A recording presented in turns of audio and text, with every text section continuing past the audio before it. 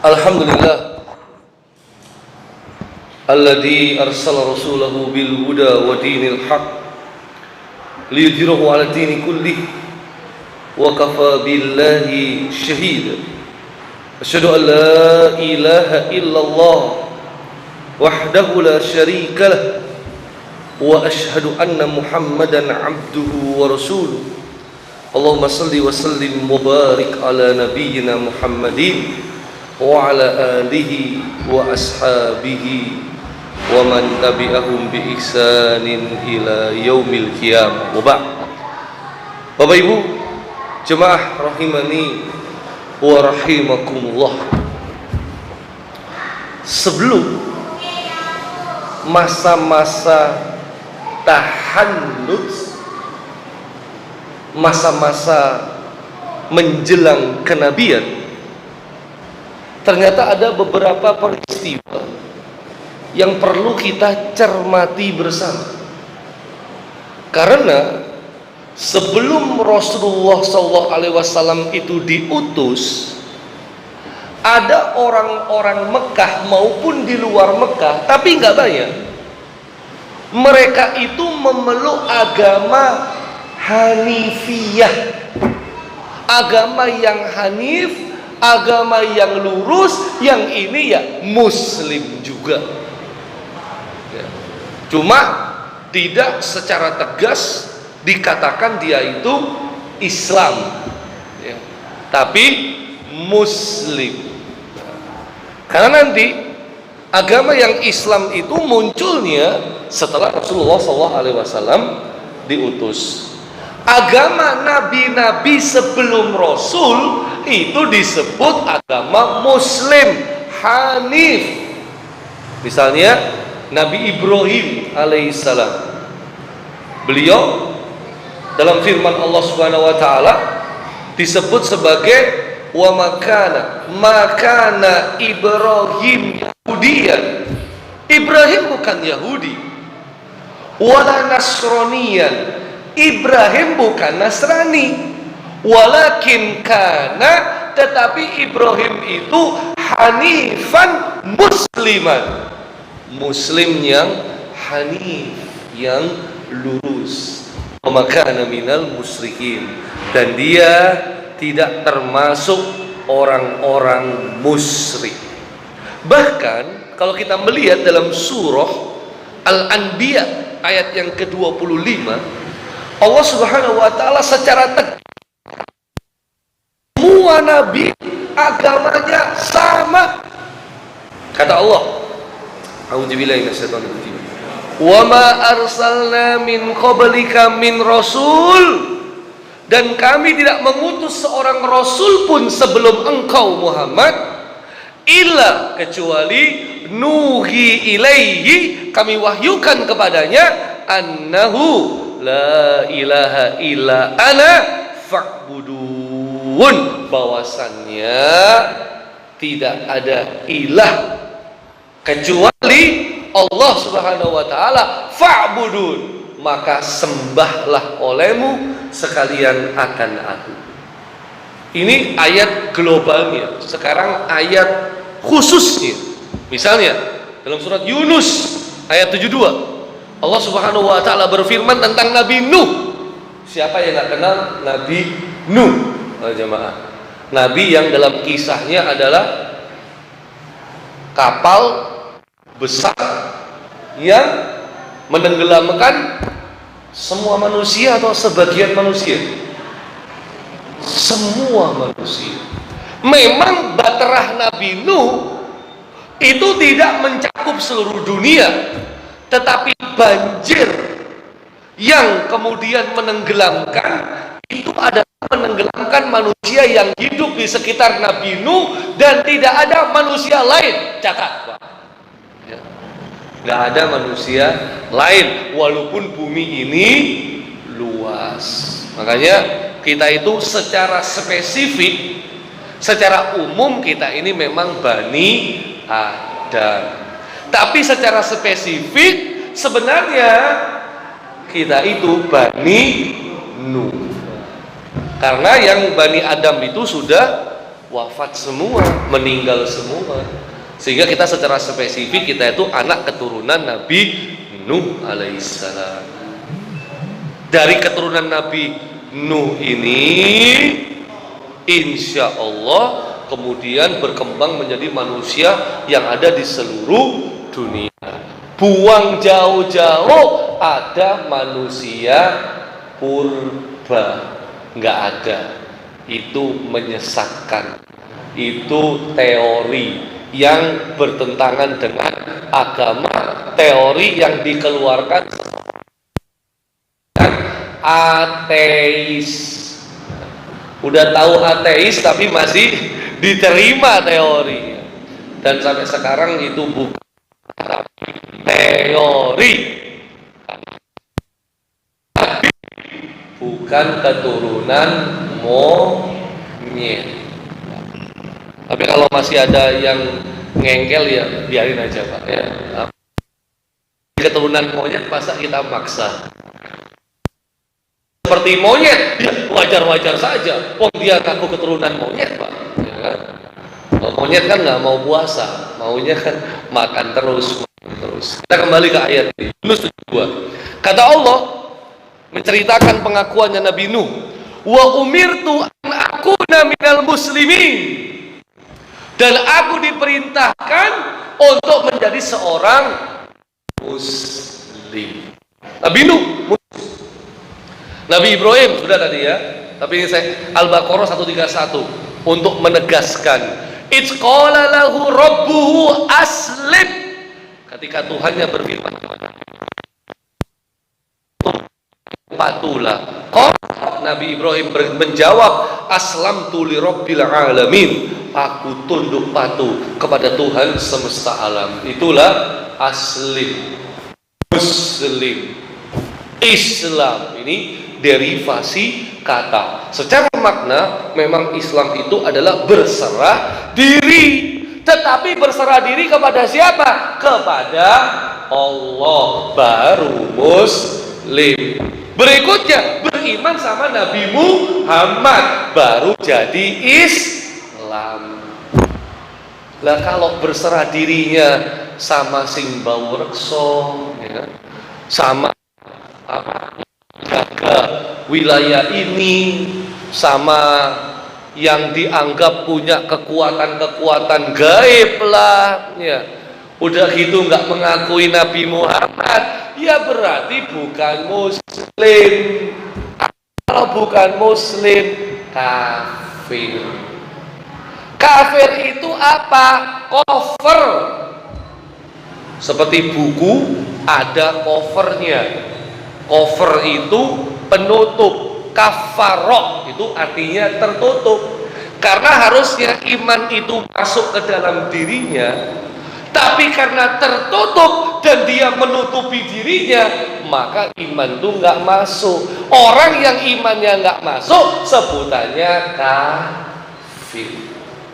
Kafir itu siapa? Qul ya ayyuhal kafirun, atau innal ladina kafaru, sesungguhnya orang-orang kafir itu min ahlil kitab, dari golongan ahli kitab, wal musyrikin, dan para penyembah berhala. Orang-orang yang punya kitab Yahudi Nasrani, selain Yahudi Nasrani berarti sebutannya musyrik, penyembah berhala, itu semua orang kafir. Lanjutan ayatnya gimana Pak?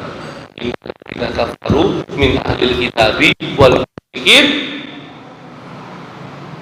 surat Al-Bayyinah, innal ladzina kafaru min ahlil kitab wal musyrikina fi nari jahannam, tempatnya di neraka jahannam. Ini keyakinan Islam. Islam mengakui tanpa keraguan keyakinan di luar Islam keliru, keyakinan di luar Islam salah, dan Al-Quran mengkritik keyakinan tersebut. Kalau orang masih berkeyakinan di luar Islam yang keliru, maka ketika dia meninggal selamat atau tidak selamat? Tidak selamat. Karena kalau orang ngomong tegas seperti ini, itu siap-siap dituduh radikal lah, intoleran lah, anti kebinekaan lah, benih-benih teroris lah, dan seterusnya dan seterusnya. Padahal ini kita bicara keyakinan agama Islam. Keyakinan agama Islam nggak boleh dicampur aduk. Bahkan dalam keyakinan agama lain itu pun juga sama. Contoh, keyakinan agama Katolik, mereka punya konsep keyakinan keselamatan itu ada di tangan Yesus. Kalau mengakui Yesus sebagai Tuhan.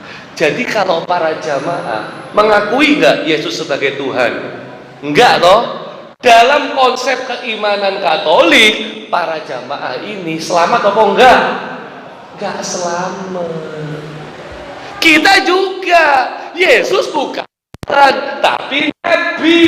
Yang Tuhan siapa? Allah. Kalau kamu pasti keyakinan gitu, kamu enggak selamat. Sama, kamu juga enggak selamat. Ya sudah, memang berbeda. Lakum dinukum waliyadin. Bukan, oh gak apa-apa, kan Tuhan kita sama. Sesat yang begini, Pak. Tuhannya satu, jalannya berbeda-beda. Sesat yang kayak begini. Tapi yang kayak begini ini jadi keyakinan mayoritas remaja.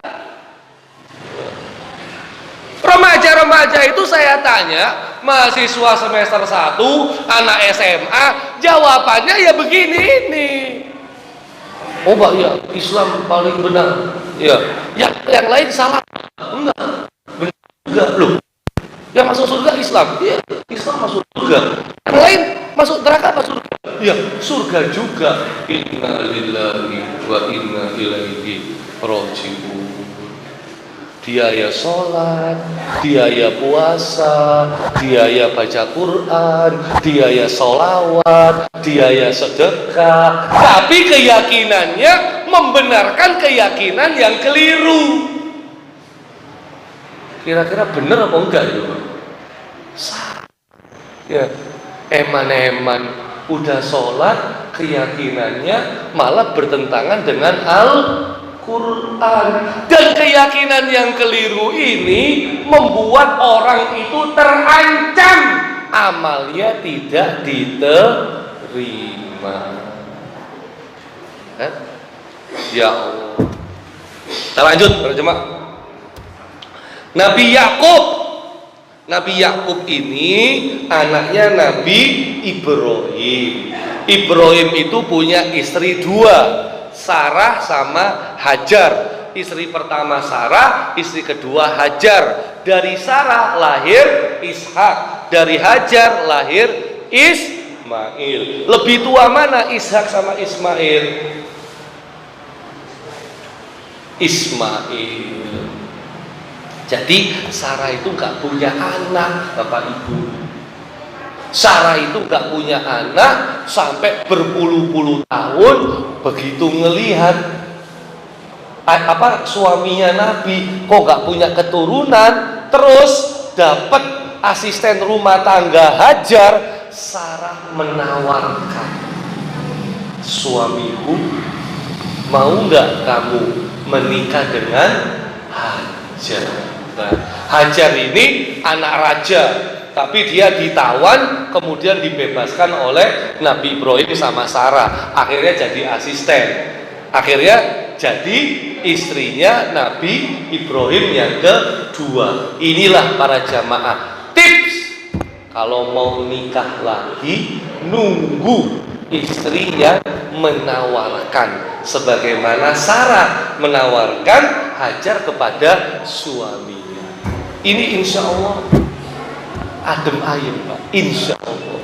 Ya, kalau diem udah nikah lagi, wah bahaya itu. Pak. Ya, tapi masalahnya punya istri yang nawarin seperti Sarah. Ya, ini kok ini kok nggak mungkin rasa-rasanya Pak. Ya, itulah. Makanya orang-orang bilang lebih baik kita itu minta maaf daripada minta izin.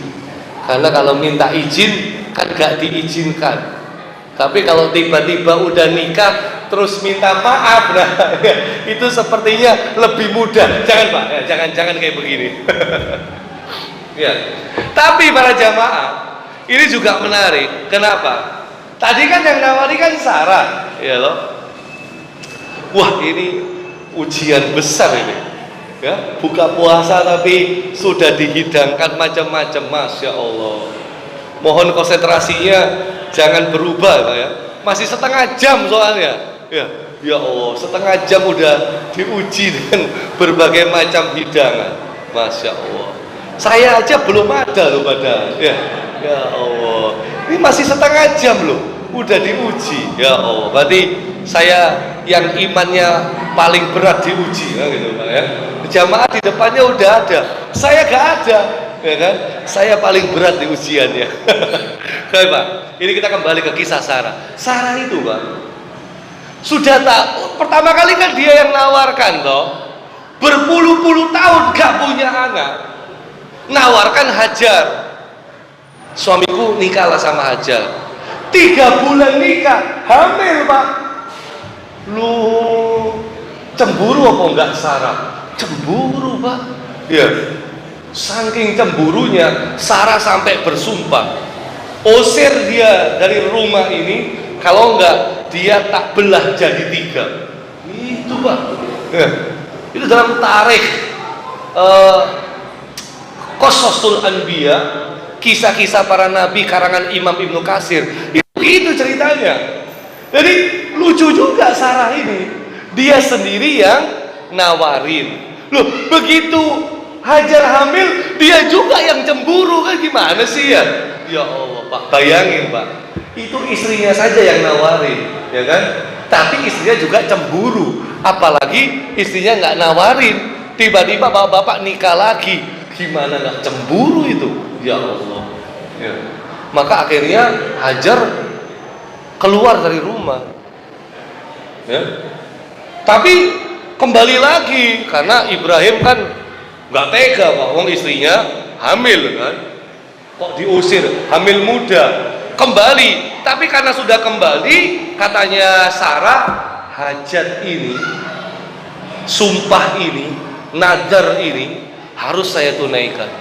Maka saya harus memotong sesuatu dari tubuhnya Hajar.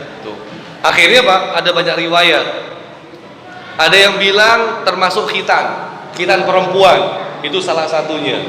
Ada yang bilang termasuk potong rambut, itu salah duanya. Yang ketiga ini yang paling yang disepakati, tendek Pak, tendek. Jadi Hajar tuh ditendek sama Sarah sebagai pemenuhan dari sumpahnya tadi karena dia cemburu. Jadi kisah tendek pertama kali bagi para wanita itu dikarenakan kecemburuan Sarah terhadap Hajar. Ya Allah. Tapi setelah itu cemburu juga Pak, makanya akhirnya kan sama Allah Hajar dipisahkan dengan Sarah karena tidak baik dari segi psikologis, sesama istri dia berada di satu rumah. Para jamaah, rumah baru satu, ya kan? Mau nikah lagi, ada, ya, apalagi rumah masih kontrak, ada tambah Pak, ya kan ya. Nah, kalau rumah 2 boleh lah gitu. Masa satu atap 2 istri, wah ini mah ya itu nggak mampu. Nabi Ibrahim aja kan sampai lihat Pak, Hajar tuh ditaruh di mana? Ditaruh di Mekah kan, kita tahu kisahnya itu.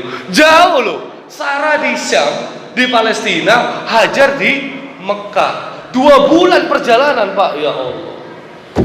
Udah gitu kan, begitu ditaruh di Mekah, ditaruh tok langsung ditinggal. Ya, itu kisah luar biasa. Tapi kita nggak akan bahas itu Pak. Kita kembali ke sini. Jadi Nabi Ibrahim punya anak Ishak sama Ismail. Ismail ke bawah itu Muhammad Sallallahu Alaihi Wasallam. Ishak punya anak Yakub. Yakub itu Nabi Israel. Nama lain Yakub adalah Israel. Dipakai sama Zionis, ngasih nama negaranya namanya Nabi Yakub, jadinya negara Israel. Ya. Makanya sebagian ulama mengatakan kalau kamu mau mencaci maki, jangan caci maki Israel, karena Israel itu nama lain dari Nabi Yakub. Cacilah Zionis, Yahudi gitu, jangan Israel. Nah, Nabi Yakub punya istri 4, anaknya 12. Anaknya salah satu yang paling salah satu anaknya dari 12 ini Nabi juga, yaitu Nabi yang paling ganteng, namanya Nabi Yusuf. Nabi Yusuf sama Nabi Muhammad gantengan siapa? Wallahu a'lam. Ya. Kalau kita sih Nabi Muhammad jelas ya. Tapi bagi kaumnya Nabi Yusuf, soalnya belum pernah ketemu Nabi Muhammad.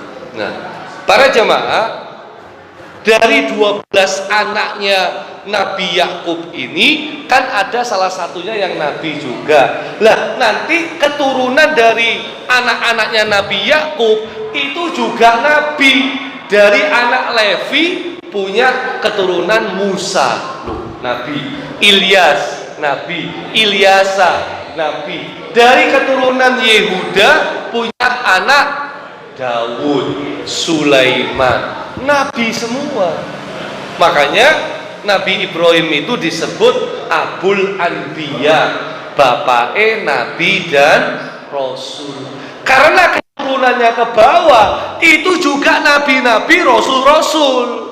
Apa agama mereka? Surah Al-Baqarah 132. Allah Subhanahu wa taala berfirman, a'udzubillahi minasyaitonir rajim. Wa wassa biha Ibrahim. Nabi Ibrahim mewasiatkan wa ya'bani kepada anak-anaknya. Wa Yakub, Nabi Yakub juga mewasiatkan kepada anak-anaknya. Yang tadi yang banyak itu, Pak, ya. Apa wasiatnya? Ya bunayya, wahai anak-anakku, innallaha astafa lakumuddin. Sesungguhnya Allah telah memilih agama ini untuk kalian semua.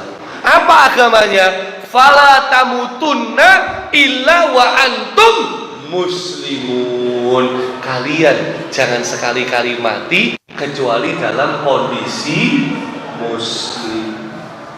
Jadi semua nabi dan rasul itu muslim. Nabi Musa, Yunus 84, ya qaumi in kuntum amantum billah fa alaihi tawakkalu in kuntum muslimin. Muslim Nabi Musa. Nabi Isa juga, Ali Imran 52, amanna billah washhad bi anna muslimun. Kami beriman, sesungguhnya kami beriman, saksikanlah bahwasannya amanah, kami beriman, bila kepada Allah, washhad, dan saksikanlah bi anna, sesungguhnya kami muslimun, termasuk orang-orang muslim. Semua nabi dan rasul agamanya muslim, Islam. Cuma rincian syariatnya berbeda. Misalnya Nabi Musa itu dulu syariatnya lemak sapi sama lemak kambing haram. Zamannya Nabi Musa sehat-sehat, Pak. Nabi Musa itu nabi yang keker, posturnya tegak, luar biasa. Kisahnya paling banyak dalam Al-Quran, ya. Orang lain ngangkat ember besar untuk ngangsu itu harus beberapa sampai 10 orang. Nabi Musa pakai 1 tangan. Dalam surat Al-Qasas itu diceritakan. Tentaranya Fir'aun pukul sekali langsung meninggal dunia. Nabi Musa itu. luar biasa, kekar beliau. Makanya juga apakah ada kaitannya? Mungkin saja lemak sapi, lemak kambing haram karena kolesterol. Nah, tapi di zaman Nabi Muhammad SAW halal nggak lemak sapi? Halal nggak kambing? Wah, itu favorit kalau kurban ya. Jeroan ya. Gak ada yang mau bersihkan ya. Tapi banyak yang suka. Ya Allah. Jeroan ya. Ya Allah. Ya, jangan banyak-banyak Pak ya. Walaupun halal, hati-hati bisa kena kolesterol Pak ya. Makanya kita ini generasi saya bukan para jamaah, generasi jemblung-jemblung ya kan, gemuk-gemuk kita ini ya. Kalau sholat nggak bisa lama-lama, sujud nggak bisa lama-lama. Kenapa? Ketekan perutnya ya, sesak nafas. Nah, iya Pak, makan terus kita, jarang gerak ya kan, kebanyakan rebahan. Nah, kita harus berubah ya. Apalagi ada hadis terkait orang-orang gemuk. Hadis orang-orang gemuk ada hadisnya Pak. Apa-apa kita bahas. Sama Pak, dalam syariatnya Nabi Yusuf, sujud kepada orang soleh dibolehkan, ya kan? Boleh, itu ada itu dalam surat Yusuf. Tapi dalam syariatnya Nabi Muhammad SAW, sujud sama manusia boleh nggak? Boleh. Sampai Rasulullah mengatakan begini, seandainya aku diizinkan untuk memerintahkan manusia sujud sama manusia yang lain, aku akan perintahkan setiap istri sujud sama suaminya. Unduri aina anti minhu. Lihatlah wahai para wanita, di manakah posisimu di hadapan suamimu? Fa innahu, karena sesungguhnya suamimu itu jannatuki wa naruki. Suamimu itu surgamu atau suamimu itu nerakamu. Masya Allah. Ibu-ibu harus hati-hati. Ridho Allah berbanding lurus sama ridhonya suami gitu ya. Jadi kalau suaminya nikah lagi, ibu-ibu harus gak, Pak, ini gak masuk kalau ini ya, gak ada ya, gak ada kalau ini Pak ya. Kalau masalah nikah lagi itu harus dikomunikasikan supaya tidak ada bentrok di masa yang akan datang ya. Nggak boleh jangan mentang-mentang nggak tahu ya kamu, ridho Allah itu tergantung ridhonya suami. Wah ya kan, jadi kamu harus turut. Kalau saya nikah lagi, wah ini mah suami yang tangan besi itu Pak ya kan. Nah, ini suami istri itu harus dilembutin. Wa asiruhunna bil ma'ruf, pergaulilah mereka dengan cara yang ma'ruf gitu Pak ya. Maka harus ada komunikasi jemaah. Kita kembali, Nabi yang mulia SAW bersabda begini, al anbiya ikhwatun li Allah. Para nabi itu saudara seibu ya. Ummaratuhum syatta wa dinuhum wahid. Ibunya beda-beda tapi agamanya satu, Muslim, Islam. Sehingga para jemaah kita melihat bahwa semua nabi dan rasul itu Muslim. Dan kalau para jamaah buka YouTube, coba ketik Profesor Moses Saron.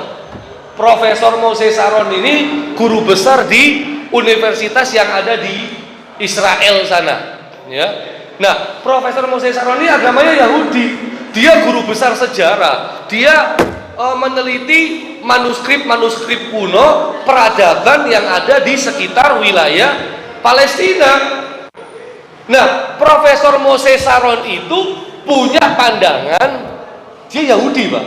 Semua tokoh-tokoh manusia, semua nabi dan rasul itu was a Muslim.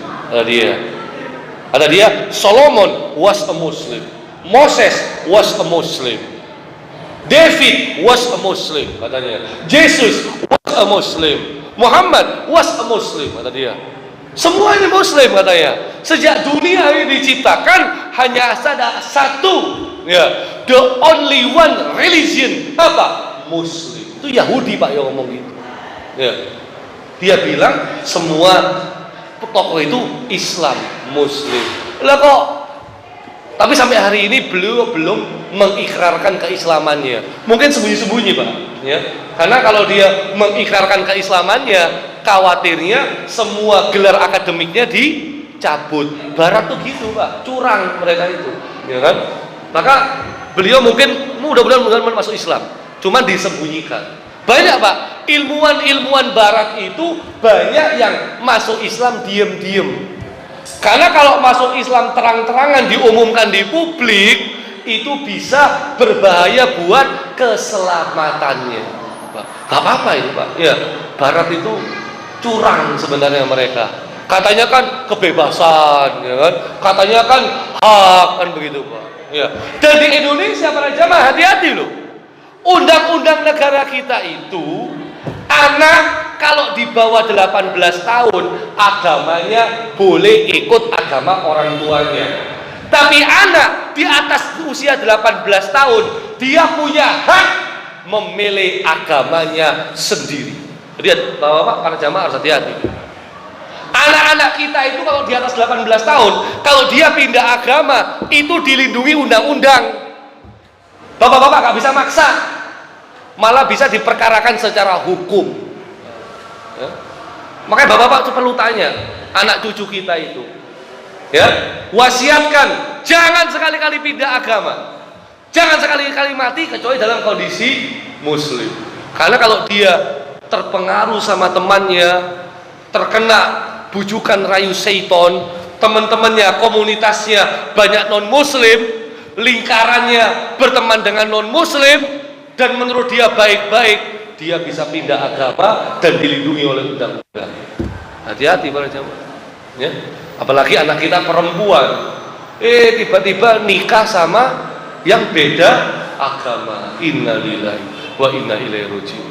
Ya. Di Indonesia mulai disemarakkan lagi nikah beda agama. Dan ini liberal Pak. Coba kita lihat ya. Liberal itu ketika menafsirkan ayat innalladzina kafaru min ahlil kitab wal musyrikin, ya, min di sini Pak dia tafsirkan itu minnya sebagian. Sesungguhnya orang-orang kafir sebagian dari ahli kitab dan orang-orang musyrik tempatnya di neraka. Itu tafsir liberal. Maka kata orang-orang liberal, orang-orang non-muslim yang masuk neraka itu yang sebagian, yang jahat-jahat, yang baik-baik masuk surga. Curangnya liberal gitu. Padahal min di sini maknanya bukan sebagian, tapi yakni. Ya. Jadi bukan min tat'if, ya. Bukan minnya min dikecilkan, enggak, tapi min yang dibesarkan di sini, Pak. Tapi liberal tuh halus. Sama dengan ini, ayat Al-Baqarah 62. Ini ayatnya liberal, Pak. Coba aja kita lihat, ya. Innalladzina amanu, sesungguhnya orang-orang beriman. Walladina hadu, dan orang-orang Yahudi, wan Nasara, dan orang-orang Nasrani, wassobiin, dan orang-orang sobiin, man amana billah wal yaumil akhir, barang siapa di antara mereka Islam, Yahudi, Nasrani yang beriman kepada Allah dan hari akhir, wa amila sholihan, dan beramal dengan amal kebaikan, falahum ajruhum inda rabbihim, maka bagi mereka ganjarannya di sisi Tuhan mereka, wala khaufun alaihim wala hum yahzanun, enggak ada kekhawatiran kepada mereka dan tidak pula mereka bersedih hati. Al-Baqarah 62. Ini ayat liberal. Para jamaah puyeng jangan-jangan dikasih ayat ini, loh iya bener juga kan. Makanya saya katakan kita nggak bisa kembali kepada Quran kalau kita tidak melihat bagaimana pemahaman para ulama terkait dalil-dalil itu sendiri. Gak bisa, ya.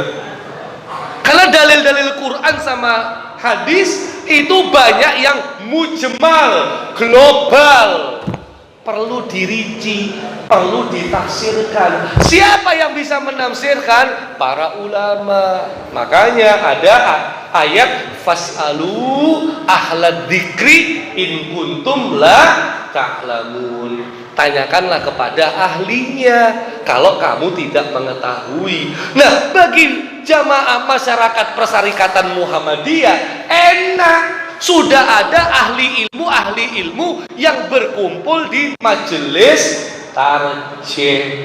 Hasilnya muncul HPT, Himpunan Putusan Tarjih Muhammadiyah. Udah ikut itu aja, beres. Kita mau kembali ke dalil langsung. Sinten, ya. Sinten kula lanjenengan. Siapa kita, Pak? Gak bisa. Bahaya malahan kalau kita kembali.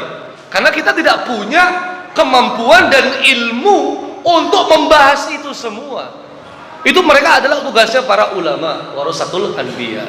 Nah, kita lihat lantas apa yang benar dari tafsir Al-Baqarah 62 ini.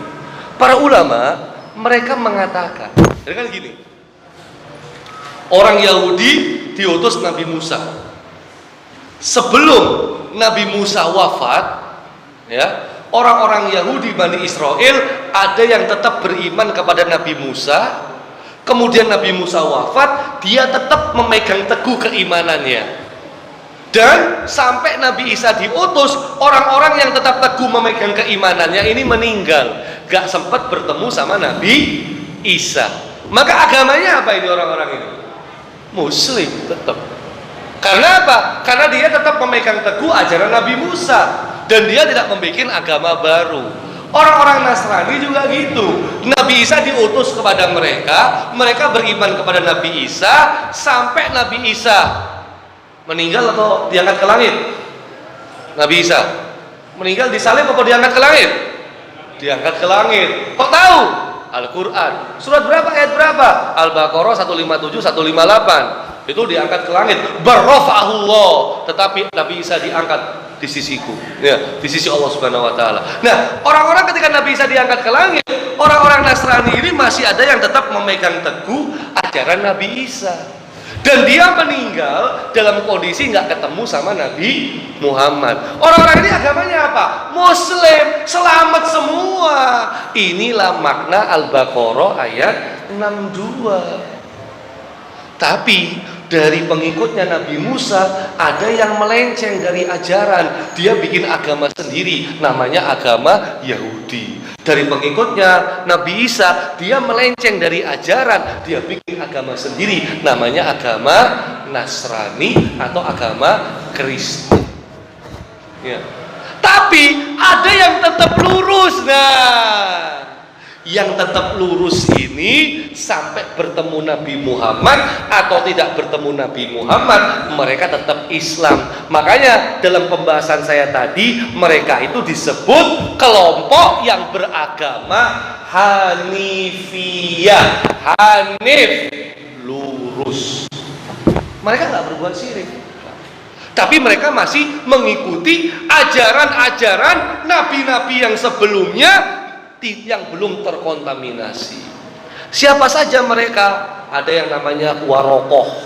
Ini pamannya Ibunda Khadijah, Warokoh bin Naufal. Ada yang namanya Utsman bin Khuwairits. Ini seorang kalangan yang juga dari Mekah, orang Arab. Zaid bin Amr bin Nufail, ya, ini juga dari Arab. Ubaidullah bin Jahash, Umaymah binti Abdul Muthalib. Loh, berarti masih anaknya Abdul Muthalib. Berarti masih dari tantenya, bibinya Rasulullah Shallallahu Alaihi Wasallam. Nah, mereka ini, Pak, ketika Nabi belum diutus, mereka punya kisah-kisah. Ya, contoh Zaid misalnya. Zaid itu pernah ditawari daging sama Rasulullah. Rasulullah belum dari Nabi, ya. Tapi Zaid nggak mau. Kenapa? Karena daging ini terancam tercampur, dia disembelih bukan atas nama Allah, dia disembelih untuk berhala, dia disembelih karena keyakinan orang-orang musyrik saat itu. Maka dia tidak mau makan dagingnya. Tetap Hanifah, tetap lurus Zaid. Ketika masyarakat Arab mengubur anak-anak perempuan, Zaid bin Amr bin Nufail ini yang ikut nolong anak-anak perempuan yang dikubur. Jadi dia masih lurus lah, ya. Dia masih beragama yang murni, yang tauhid, cuma dia dalam kebingungan. Kenapa? Karena risalah, peninggalan ajaran nabi-nabi sebelumnya sudah banyak yang dikurangi, ditambahi, diotak-atik, diaduk, dicampur dengan tangan-tangan manusia. Maka dia dalam proses pencarian kebenaran. Sampai berjumpa, sampai tahu ternyata ada nabi yang lahir di akhir zaman. Siapa itu? Yaitu Rasulullah Shallallahu Alaihi Wasallam. Tak cek lagi 4 menit 17:27. Oh sama. Berarti 6 menit. Baik. Sekarang kita masuk ke dalam tahannuj. Ya. Tahannuj. Ada 2 makna. Kata Al-Hafidz Ibnu Hajar Al-Asqalani rahimahullah. Tahannuj itu dari kata tahannuf. Tadi tahannuf itu apa? Mengikuti ajaran Hanifiyah, ajaran yang lurus. Ajaran yang lurus itu apa? Tadi millata abikum Ibrahim. Ikutilah ajaran bapakmu, nenek moyangmu, kakekmu Ibrahim. Apa ajarannya? Huwasammakumul muslimina min qabl. Sejak dahulu mereka sudah disebut sebagai seorang yang muslim. Atau tadi wa makana hanifan musliman. Jadi tahannus itu sama dengan tahannuf, mengikuti ajaran Hanifiyah yang lurus. Yang kedua, tahannus itu artinya menjauhi dosa. Karena tahannus itu dari asal kata al-hins. Al-hins itu dosa. Masyarakat Arab banyak yang berbuat dosa, banyak yang melakukan pelanggaran, maka dia menyendiri. Yatajannabu al-hins, menjauhi dosa. Itu makanya para jamaah, Rasulullah Shallallahu Alaihi Wasallam tahu nggak menyendirinya di mana? Di mana? Di laut, sungai, apa di gunung? Di gunung. Tepatnya di atas gunung, di sebuah gua yang namanya Gua Hiro. Ya, Gua Hiro. Jadi begini, masyarakat itu rusak, ya, gak ada kebaikan sama sekali. Penyeru kebaikan juga gak ada. Daripada saya terkontaminasi, saya meninggalkan masyarakat, gitu. Ya, itu gak berlaku sekarang. Kalau sekarang berlaku itu namanya melarikan diri, gak mau dakwah, gak mau amar ma'ruf nahi mungkar. Kenapa? Karena masyarakat kita masih beragam. Yang buruk ada, yang maksiat ada, yang sholat ada, yang berbuat baik ada. Di sini kita harus bertarung antara hak sama batil, saling mewarnai, gitu. Jangan malah kabur. Kak Serk, aku neng kapas madia ini rusak katanya. Ya, aku mau tinggal di perumahan yang Islami. Enggak melarikan diri ya mana? Ya. Harus berjuang, bertarung dong, dakwah gitu, Pak. Jangan berdalil pakai ini, karena di zaman Rasul yang rusak semuanya, satu kota, satu wilayah. Lah kita kan nggak rusak semua, Pak. Ya kan? Masih ada yang berbuat baik, masih ada yang melakukan kebaikan, masih ada yang sholat dan lain sebagainya. Ini yang kita perlu luruskan. Ya, saya mau pindah ke tempat yang Islami. Ini ya Belum perang udah pindah duluan, ya. Jadi jangan pindah dulu. Coba usaha dulu, dakwah. Itu Muhammadiyah begitu, Pak, ya kan? Nggak ada Muhammadiyah lihat masyarakat buruk, ayo kita bikin sendiri, nggak bisa. Muhammadiyah gentle. Hadanallahu wa iyyakum ajmain. Wassallallahu ala nabiyina Muhammadin wa ala alihi wasallam. Wa akhiru da'wana alhamdulillahirabbil alamin. Kita lanjutkan insyaallah ahad keempat bagaimana tahanuts beliau. Assalamualaikum warahmatullahi wabarakatuh.